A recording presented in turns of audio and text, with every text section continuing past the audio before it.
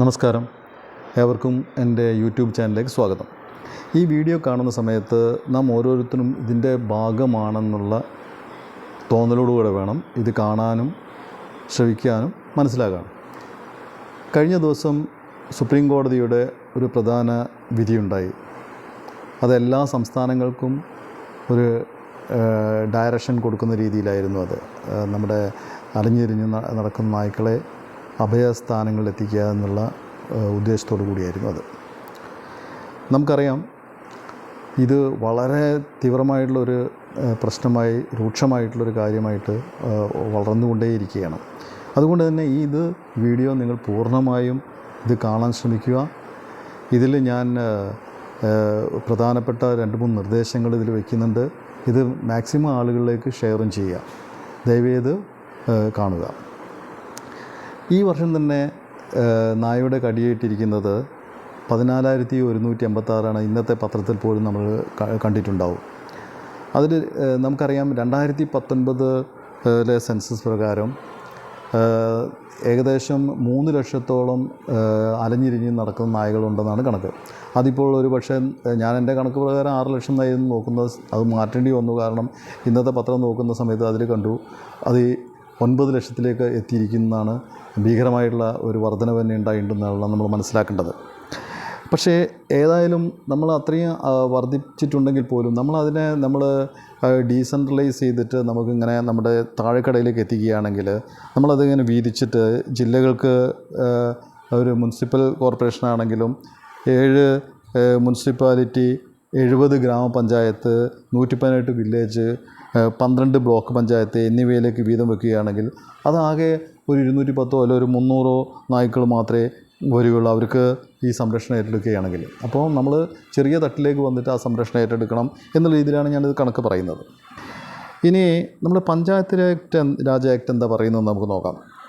അതിൻ്റെ സെക്ഷൻ 213(1) പറയുന്നത് എന്താണെന്ന് വെച്ച് കഴിഞ്ഞാൽ, പ്രദേശത്ത് താമസിക്കുന്ന ആളുകളുടെ രക്ഷയ്ക്കോ ആരോഗ്യത്തിനോ മറ്റ് സുഖ സൗകര്യങ്ങൾക്ക് വേണ്ട എല്ലാ കാര്യങ്ങളും ഉറപ്പുവരുത്തുകയും അതിന് വേണ്ട ഫണ്ട് അനുവദിക്കുകയും ചെയ്യുന്നത്. ഇത് തന്നെയാണ് സുപ്രീം കോടതി നമ്മുടെ ഈ കാര്യങ്ങളിൽ പറഞ്ഞിരിക്കുന്നത്. അതായത് നമ്മൾ മാക്സിമം ഈ സംരക്ഷണം, ജനങ്ങൾക്ക് സംരക്ഷണം കൊടുക്കണം എന്നുള്ള രീതിയിൽ അത് സുപ്രീം കോടതി പറഞ്ഞിരിക്കുന്നത്. കുറച്ച് വർഷങ്ങളായിട്ട് നമ്മളിത് വല്ലാതെ അനുഭവിച്ചിരിക്കുന്നതുകൊണ്ടാണ് സുപ്രീം കോടതിക്ക് അങ്ങനെ ഇടപെടേണ്ടി വന്നിരിക്കുന്നത്.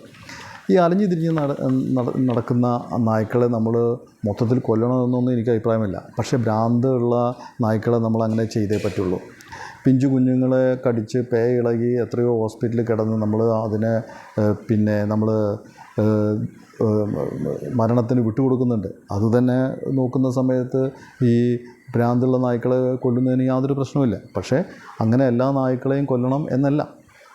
അപ്പോൾ നമുക്കറിയാം, ആശുപത്രിയിൽ ഇപ്പം എത്രയോ ആളുകൾ കിടക്കുകയാണ്. കാരണം കടി കൊണ്ട ആൾക്കാരായാലും, അതേപോലെ സ്കൂട്ടറിലൊക്കെ യാത്ര ചെയ്യുന്ന ആൾക്കാർ, നടന്നു പോകുന്ന ആൾക്കാർ, ഇവരെയൊക്കെ നായ ആക്രമിച്ചിട്ട് വളരെ പ്രയാസത്തിൽ അതിൻ്റെ തീവ്രത അല്ലെങ്കിൽ അതിൻ്റെ പ്രയാസങ്ങൾ അനുഭവിച്ച് ഹോസ്പിറ്റലും വീട്ടിലുമായിട്ടൊക്കെ കഴിയുന്ന ആൾക്കാർ എത്രയുണ്ട് നമുക്കറിയാമത്. അത് ഞാനൊരു കണക്ക് ഒരു കാര്യം പറയുകയാണെങ്കിൽ, കഴിഞ്ഞ ഒരു വർഷം മുമ്പാണെന്ന് തോന്നുന്നു, ഞാൻ എറണാകുളത്തേക്ക് പോകുന്ന സമയമാണ്. അന്ന് എറണാകുളത്ത് പോകുന്ന സമയത്ത് ഞാൻ രാവിലെ നടന്ന് ഒരു 4:45 വീട്ടിൽ നിന്ന് ഇറങ്ങി. അത് കൃഷ്ണ റോഡെന്ന് പറയുന്ന കരുവശ്ശേരി, അവിടെ നിന്ന് ഞാൻ ഇറങ്ങിയിട്ട് എനിക്ക് കുറച്ച് നടക്കണം മെയിൻ റോഡിലേക്ക് എത്താൻ. രാത്രി ഒരു 4:45 കാണും, പുലർച്ച. അപ്പോൾ ഞാൻ ഈ ഇറങ്ങി നടക്കുന്ന സമയത്ത് എൻ്റെ മുമ്പിൽ കാണാൻ പ്രത്യക്ഷപ്പെട്ടിരിക്കുന്നത് ഒരു 15ഓളം മുഴുത്ത നായ്ക്കളുണ്ട്. അവിടെ നിന്ന് ഇങ്ങനെ വന്നുകൊണ്ടിരിക്കുകയാണ്. ഞാൻ എൻ്റെ മനസ്സിൽ കുറിച്ചിട്ടു, എൻ്റെ എല്ലാ കാര്യങ്ങളും ഇതോടെ കഴിഞ്ഞു. കാരണം വെച്ചാൽ ഇവ എൻ്റെ മുമ്പിലേക്ക് അടുത്ത് വരികയാണ്. അപ്പോൾ കഴിഞ്ഞ ദിവസമാണെങ്കിൽ 1-2 ബാലികമാരെ കടിച്ച് ഉരുട്ടി അവരെ മൃതപ്രായരാക്കി എന്നൊക്കെ ഞാൻ കേട്ടിട്ടുണ്ട്. ഞാനും അത് മനസ്സിൽ വെച്ച് എൻ്റെ ശ്വാസം മൊത്തത്തിൽ നിലച്ചു പോയിരുന്നു. എൻ്റെ കയ്യിലാണെങ്കിൽ യാതൊന്നും കയ്യിലൊന്നുമില്ല. ഞാനിങ്ങനെ ബാഗ് മാത്രമുണ്ട് എൻ്റെ കയ്യിൽ. ഞാനിങ്ങനെ നടക്കുക തന്നെയാണ്. ശബ്ദിച്ചിട്ടിട്ട് കാര്യമില്ല. നോക്കുന്ന സമയത്ത് ഞാൻ ബോധരഹിതനായി, പക്ഷെ നടക്കുകയാണ്. കാരണം ബോധമില്ല, പക്ഷേ നടന്നുകൊണ്ടിരിക്കുന്നുണ്ട്. അങ്ങനെ മുമ്പോട്ട് നടന്ന് എൻ്റെ കൺമുൻപിൽ അപ്പോൾ ഞാൻ കാണുന്നത് എൻ്റെ കുടുംബത്തിനെയൊക്കെ കാണുന്നത്. ഇനി ഈ റൂട്ടിൽ ഇനി ഒരിക്കലും ഞാൻ വരില്ലല്ലോ, അല്ലെങ്കിൽ ഈ റൂട്ടിൽ മാത്രമല്ല ഞാൻ ഒരിക്കലും ഇനി ഈ നടത്തം തന്നെ ഉണ്ടാവില്ല എന്നുള്ള ബോധത്തോടു കൂടി. നടത്തം മാത്രമല്ല, ജീവൻ തന്നെ ഇല്ല, കഴിഞ്ഞു. കാരണം 15 നായ എൻ്റെ അടുത്തെത്താനായി.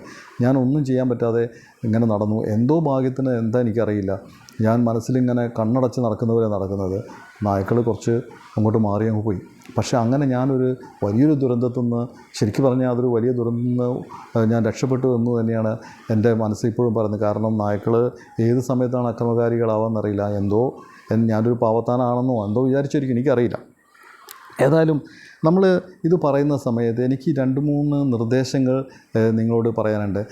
നമ്മുടെ ഒരു ഗവൺമെൻറ്റിനെ പഴിചാരാനോ അല്ലെങ്കിൽ ഏതെങ്കിലും കക്ഷി രാഷ്ട്രീയത്തെ പഴിചാരാൻ വേണ്ടിയല്ല ഞാൻ ഈ വീഡിയോ ചെയ്യുന്നത്. കാരണം ഇവിടെ ഭരിക്കുന്ന രാഷ്ട്രീയക്കാരായാലും എന്ന് വെച്ച് കഴിഞ്ഞാൽ സർക്കാരായാലും അവർ വേണ്ടതൊക്കെ ചെയ്യുന്നുണ്ട്, ഏറെക്കുറെയൊക്കെ ചെയ്യുന്നുണ്ട്. പക്ഷേ അതൊന്നും എവിടെ എത്തുന്നില്ല. അതുകൊണ്ടാണ് ഞാൻ എൻ്റെ രീതിയിൽ ഒരു വീഡിയോ ചെയ്യാൻ വേണ്ടി ഉദ്ദേശിക്കുന്നത്. ഞാൻ എൻ്റെ ആദ്യത്തെ നിർദ്ദേശം മുമ്പോട്ട് വയ്ക്കുകയാണെങ്കിൽ, നമുക്കറിയാം, നേരത്തെ ഒരു കണക്ക് ഞാൻ പറഞ്ഞു, ഇങ്ങനെ ഡീസെൻട്രലൈസ് ചെയ്ത് വന്നിട്ട് അവസാനം ഒരു 210-300 നായ്ക്കൾ എത്തുന്ന രീതിയിലേക്ക് ഗ്രാമപഞ്ചായത്ത് വില്ലേജിലേക്ക് നമ്മൾ വീതിച്ചു കൊടുക്കുന്ന സമയത്ത് അങ്ങനെ എത്തുന്ന ആളുകൾ, അങ്ങനെ വരുന്ന നായ്ക്കളെ നമ്മളൊരു ഷെൽട്ടറിൽ താമസിക്കുന്നതോടൊപ്പം നമ്മൾ വേണ്ടത്ര അതിന് വേണ്ട ഇപ്പം നിയോഗിച്ചിട്ടുള്ള ഡോക്ടർമാരെക്കാളും സ്റ്റാഫിനേക്കാളും കുറച്ച് ആൾക്കാരൊക്കെ നമ്മൾ കൂടുതലെടുക്കുക. നമ്മൾ എന്തെങ്കിലുമായിട്ട് നമ്മൾ എങ്ങനെയെങ്കിലും ആളുകളെ, കുറച്ച് ആൾക്കാർ, കാരണം താഴെക്കിടയിലുള്ള ഒരുപാട് ആൾക്കാർ ജോലിയോ കൂലിയോ ഒന്നും ഇല്ലാതെ വളരെ ബുദ്ധിമുട്ടുന്ന ഒരുപാട് ആളുകളുണ്ട്. അവരൊക്കെ സ്നേഹികളും കൂടിയാണ്. അവരെ നമ്മൾ ഇതിനു വേണ്ടി നിയോഗിച്ചിട്ട് നമ്മൾ ഏതായാലും ലക്ഷങ്ങൾ നമ്മൾ കടം വാങ്ങിക്കുന്നുണ്ട്. എല്ലാ ഗവൺമെൻറ്റും വാങ്ങിക്കുന്ന പോലെ തന്നെ ഈ ഗവൺമെൻറ് ഒരുപാട് ലക്ഷങ്ങൾ കടം വാങ്ങിച്ചിട്ടുണ്ട്. അതിന് പുറമെ കിഫ്ബിയിൽ നിന്നായാലും വേണ്ടിയില്ല, എവിടെ നിന്നായാലും നമ്മൾ കൂടുതൽ കടം വാങ്ങിച്ചിട്ട് നമ്മൾ ഇത് മാത്രം മതി, നമ്മൾ ഈ ഒരു ഒറ്റ കാര്യം മാത്രം മതി ജനങ്ങളിലേക്ക് നമ്മൾ എത്രമാത്രം ജനകീയമായിട്ടുള്ള ഒരു സർക്കാരാണ് ഇതെന്ന് തെളിയിക്കാൻ. നമുക്കൊരുപാട് അതുകൊണ്ട് തന്നെ ഒരു പക്ഷേ നമുക്ക് വോട്ട് കിട്ടിയെന്നും വരും. അപ്പോൾ ഈ ഒരു ഒറ്റ കാര്യം നമ്മൾ മനസ്സിൽ വെച്ചിട്ട് നമ്മൾ കഴിഞ്ഞിട്ട് നമുക്ക് ഇതിൽ ഒരുപാട് വിജയം ഉണ്ടാവും. അത് വിജയം ഉണ്ടാക്കണം. നമ്മൾ ഒരുപാട് ആളുകളെ നിയോഗിച്ച് ഈ രീതിയിലേക്ക് മാറ്റി വളരെ ഷെൽട്ടർ കൊടുത്ത് വേണം ചെയ്യാൻ. നമ്മൾ ഇനി ഒരു നിമിഷം പോലും ഇനി പാഴാക്കാൻ, കാരണം എത്രയോ ആളുകൾ നമുക്ക് നഷ്ടപ്പെടുകയോ അല്ലെങ്കിൽ ഒരുപാട് ബുദ്ധിമുട്ട് അനുഭവിക്കുന്നു. നമ്മൾ പേടിച്ച് ജീവിക്കുന്ന ഒരു ഘട്ടത്തിലേക്ക് എത്തുകയാണ്.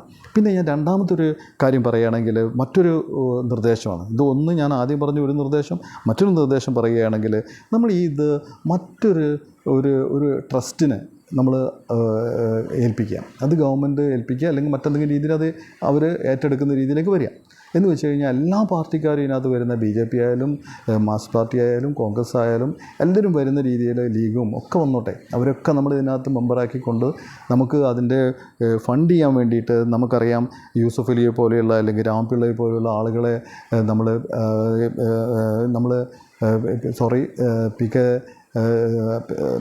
രവിപിള്ളയെ പോലുള്ള ആളുകളൊക്കെ നമ്മൾ ഇതിൽ ഉൾപ്പെടുത്തിയിട്ട് നമുക്ക് ഇത് വലിയൊരു സംരംഭമാക്കി മാറ്റും. കാരണം അവരൊക്കെ എത്രയോ പരസ്യം ചെയ്യാൻ വേണ്ടിയിട്ട് തന്നെ ഒരുപാട് കാശ് ചിലവാക്കുന്നുണ്ട്. അപ്പോൾ ഇവരെയൊക്കെ ഉൾപ്പെടുത്തി ഒരു ഗ്രൂപ്പ് ഉണ്ടാക്കിയിട്ട് ഈ രീതിയിലുള്ള ഒരുപാട് ജോലിക്കാരെ അല്ലെങ്കിൽ താഴെക്കടയിലുള്ള ആളുകളെ നമ്മൾ നിയോഗിച്ച് അവർക്ക് എന്തെങ്കിലും ജോലി, ഇതുമായിട്ട് ബന്ധപ്പെട്ടുള്ള ജോലി കൊടുത്തിട്ട് അവർക്ക് എന്തെങ്കിലും കാശും കൊടുത്ത് അവർക്ക് ഈ മൃഗസ്നേഹികളായിട്ടുള്ള ആൾക്കാരെ നിയോഗിച്ച് കഴിഞ്ഞാൽ ഇതിൽ നിന്നും ഒരുപാട് വ്യത്യസ്തമായിട്ടുള്ള നമുക്കൊരു നല്ലൊരു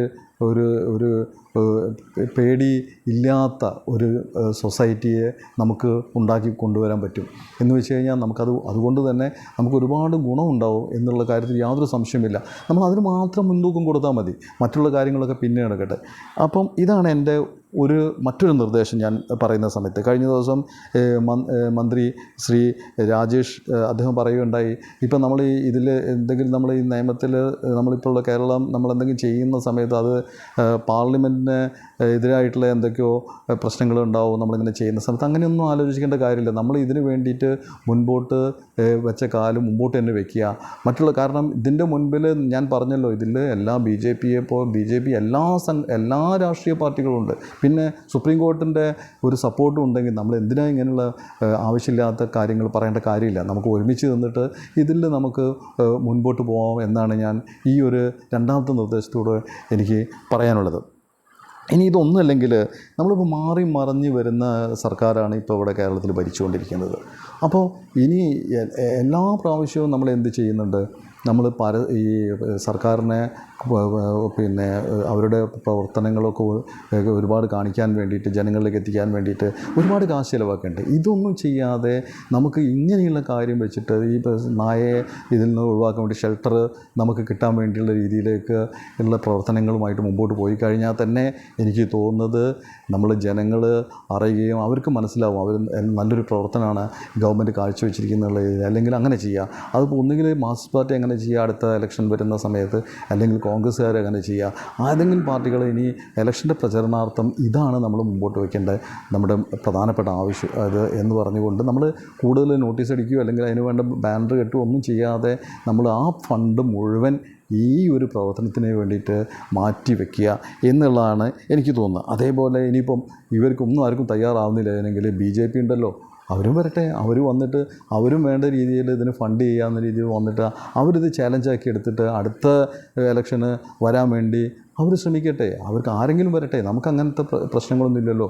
നമുക്ക് ഏതെങ്കിലും ഭരണം വന്നാൽ മതി. കാരണം ഇവിടെ ഇനിയിപ്പം ഇവിടെ BJP വന്ന് വരികയാണെങ്കിൽ അവർ വന്ന് ഈ രീതിയിലുള്ള ഈ സന്നദ്ധ നമ്മൾ ഈ ഒരു കാര്യം മുമ്പോട്ട് ഏറ്റെടുത്ത് അവർ നടത്തി കഴിഞ്ഞിട്ട് അവർ ജനങ്ങൾ അവർക്ക് വോട്ട് ചെയ്യണം, അവർ വന്നോട്ടെ. ഇനി നമുക്ക് അങ്ങനെ ഇവിടെ ഇങ്ങനെ വരണം വേണമെന്നൊന്നുമില്ല. ഇനി സെൻട്രൽ മാറിയിട്ട് അതും അതേപോലെ തന്നെ BJP മാറി വേറെ ആൾക്കാർ വന്ന് നല്ല പാർട്ടി ഏതെങ്കിലും കോൺഗ്രസ് ആയാലും ആരായാലും വന്നു കഴിഞ്ഞാൽ അതും നമുക്ക് സ്വീകാര്യം തന്നെയാണ്. പക്ഷെ നമുക്ക് എന്താണെന്ന് വെച്ചാൽ നല്ല പ്രവർത്തനം ഉണ്ടാവണം എന്നുള്ള ഒരു കാഴ്ചപ്പാടുകൂടിയാണ് ഞാൻ ഈ ഒരു കാര്യം പറയുന്നത്. അപ്പോൾ നമുക്ക് ആ രീതിയിലും നമുക്ക് ഇതിനെ നമുക്ക് മുമ്പോട്ട് പോകാൻ പറ്റുമെന്ന്. ഇത് അവസാനിപ്പിക്കുന്ന മുൻപ് ഒരു കാര്യം കൂടെ പറഞ്ഞ് ഞാൻ നിർത്തുകയാണ്. നമുക്ക് സുരക്ഷിതമായുള്ള റോഡ്, അതേപോലെ നമുക്ക് ആശുപത്രികൾ എപ്പോഴും വളരെ എഫിഷ്യൻ്റായിട്ടുള്ള ഡോക്ടേഴ്സിനെ വെച്ചിട്ട് നല്ല ഫെസിലിറ്റീസുള്ള ഹോസ്പിറ്റലുകൾ ഞാൻ പറഞ്ഞല്ലോ. അതേപോലെ റോഡും, ഇത് 2 സൗകര്യങ്ങളും ഉണ്ടാകുന്നതോടൊപ്പം തന്നെ നമ്മൾ എപ്പോഴും ഇങ്ങനെയുള്ള അക്രമകാരികളായിട്ടുള്ള മറ്റ് ജീവികളിൽ നിന്നും നമ്മളെ സംരക്ഷിക്കുന്ന രീതിയിലുള്ള ഇങ്ങനെയുള്ള ഞാനിപ്പോൾ മുമ്പോട്ട് വെച്ച കാര്യങ്ങളും കൂടി ഉണ്ടെങ്കിൽ മറ്റൊന്നും വേണ്ട. ബാക്കിയുള്ള കാര്യങ്ങളൊക്കെ അതത് ജനങ്ങളിൽ ഓരോരോ ആളുകളും അവർ ജോലി ചെയ്ത് ബാക്കിയൊക്കെ അവരുണ്ടാക്കിക്കോളും എന്നാണ് എൻ്റെ ഈ എളിയ അഭിപ്രായം. ഞാനിത് മുമ്പോട്ട് വെച്ചത് എന്താ വെച്ച് കഴിഞ്ഞാൽ എല്ലാവരും ഈ ഒരു കാര്യത്തിലേക്ക് വേണ്ടി നമ്മൾ ശ്രമിക്കുകയും വേണം. ബാക്കിയെല്ലാം നമ്മൾ ജോലി ചെയ്ത് എല്ലാം നമുക്ക് ഉണ്ടാക്കാൻ പറ്റുന്ന കാര്യങ്ങൾ മാത്രമേ ഉള്ളൂ എന്ന് ഞാൻ ഈ അവസരത്തിൽ വിനീതമായി പറഞ്ഞുകൊണ്ട് നിങ്ങൾക്ക് ഒരു ചെറിയൊരു സൂചന മാത്രം ഞാൻ തന്നുകൊണ്ട് നിർത്തുകയാണ്. ഇതിൽ ഒരുപാട് കാര്യങ്ങൾ പറയാനുണ്ടാവും, പക്ഷേ അതിന് ഒരുപാട് സമയം ഞാൻ ഈ വീഡിയോയിൽ ചിലവാക്കേണ്ടി വരും. ഏതായാലും ഞാൻ നിർത്തുന്നു. എല്ലാവർക്കും ഗുഡ് ബൈ. നല്ലത് വരട്ടെ.